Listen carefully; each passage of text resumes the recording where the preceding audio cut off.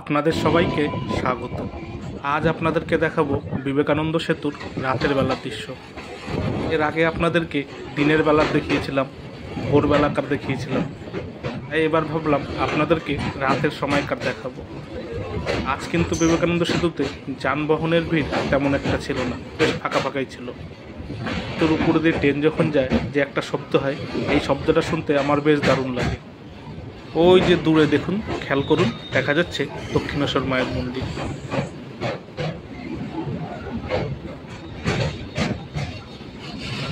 বাইরের ভিউটা দেখুন, কি দারুণ লাগছে দেখতে।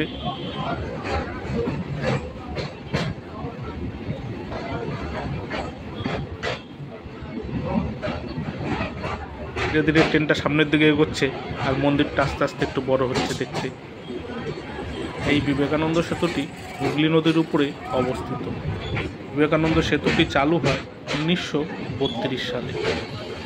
এই সেতুর উপর দিয়ে প্রথম যে ট্রেনটি গিয়েছিল, সেই ট্রেনটির নাম ব্রিটিশরা রেখেছিল জগমল রাজা হাওড়া এক্সপ্রেস।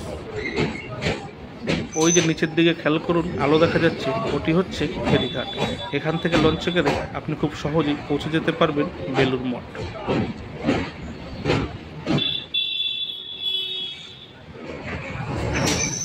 সামনে রেড সিগন্যাল হয়ে রয়েছে, এর জন্য ট্রেন একদম ধীর গতিতে চলছে। ওই যে দেখুন, সিগন্যাল রেড হয়ে রয়েছে। আমাদের ট্রেন এখন পুরোপুরি দাঁড়িয়ে পড়ল সেতুর উপরে। ওই যে দেখুন, দক্ষিণেশ্বর মায়ের মন্দির দেখা যাচ্ছে।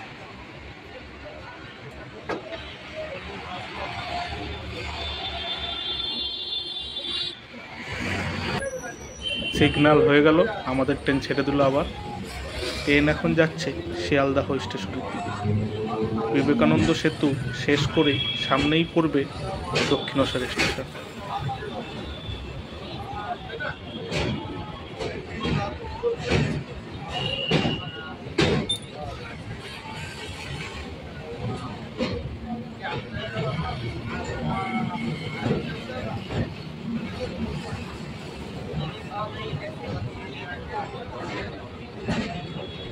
আজ বিবেকানন্দ সেতুর উপরে যানবাহনের সংখ্যা অনেকটাই কম, একদমই যানবাহন চোখে পড়ছে না।